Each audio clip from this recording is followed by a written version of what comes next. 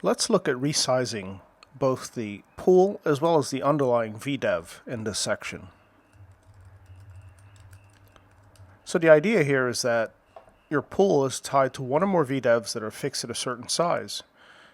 You decide then to allocate more storage, perhaps via your hypervisor, via your SAN, but the pool doesn't update automatically. Let's open our notes just to discuss this particular conundrum, if you will. It's relatively straightforward to address. So we'll launch an instance here of our trusty gedit. Drop that in the background.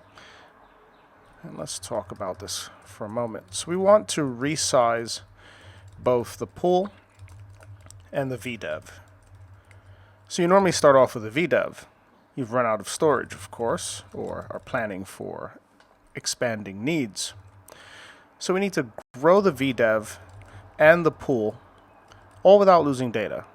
Now in our environment, we need to take the instance offline temporarily to be able to expand the storage. In yours, that may not be the case.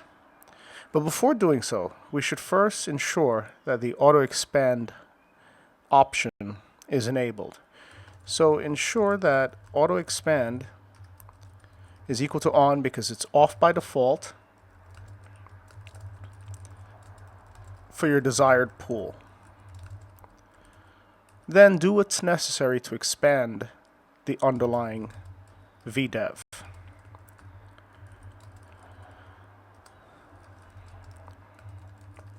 And if many, then do so. In our case, we'll have to reboot. Once we've rebooted, we'll check things out, and then we'll ensure that the new storage is online or is available. So online new storage. That'll be with the zpool command, with the online option. So let's look at the steps momentarily. And let's see what we have. We need to fire up our BSD1 instance.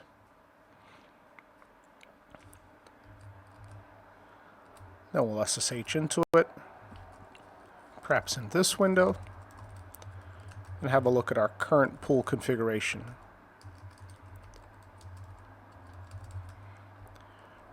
So, for example, projects DA1. We could upgrade the sizes of all of these. It's currently, as you can see, a stripe of 38.5 gigs.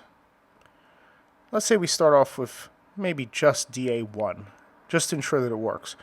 So if we double the size of DA1, this should add about another 10 gigabytes, putting us somewhere close to 50 gigabytes. Now, let's get the properties of the pool projects. And we'll grep auto expand. We'll then set it.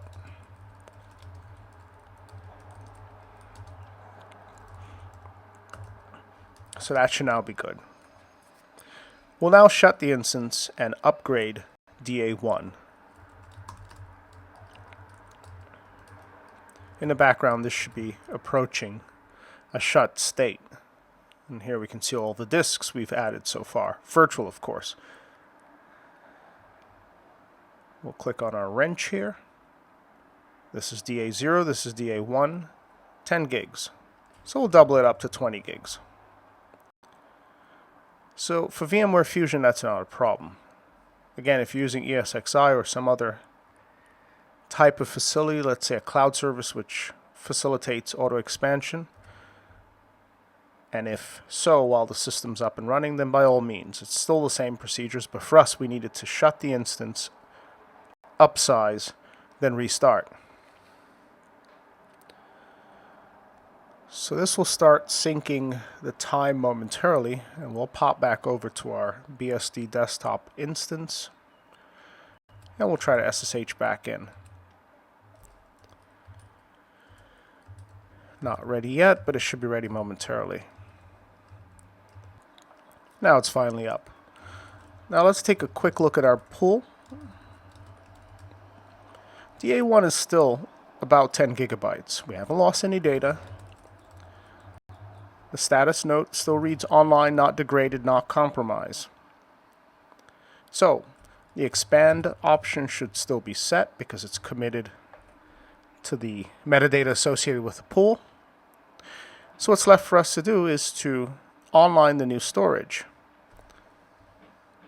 So underlying vDevs, for us that's VMware Hypervisor, VMware Fusion.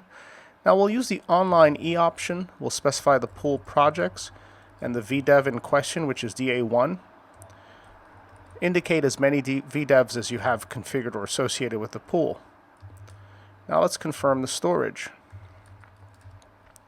Notice that it's bumped up from 38 point something gigs above to the additional storage, and it's all online. Now this is a stripe. Of course, if this is a RAID Z volume, the members need to be the same size. If these are mirrored vDevs, ditto. So be sure that you act accordingly. Upgrade to similar sizes to avoid confusion. These other vDevs could be adjusted as well. This one's about the right size. DA2 could be flipped. It's the same procedure. Now, at this stage, all we'd have to do is shut the instance again, upgrade DA2, 10 gigs, online it again, and that's it. So for example, just quickly, init 0, let's pop this off.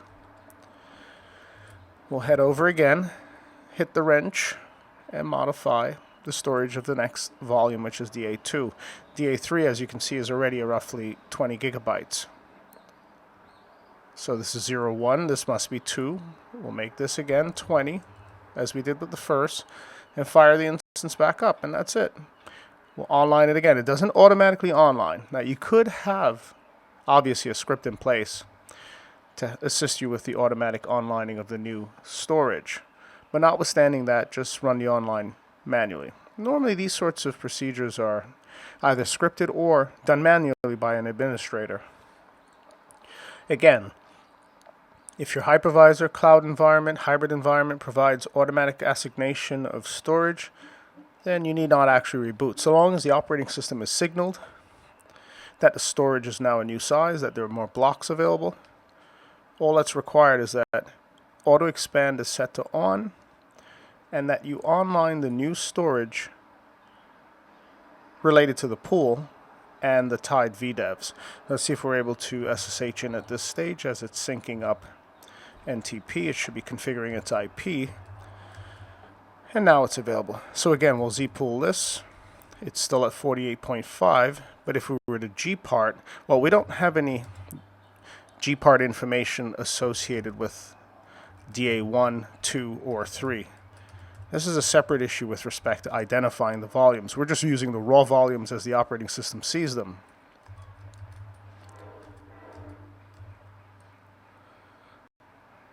Let's online DA2. And now you can see we're up to 58.5. Now the 3 could actually be constructed into a RAID Z because they're identical in size. And again, we haven't lost any info. So with that said, that's how you expand or resize your vDev and the pool attached to the vDev.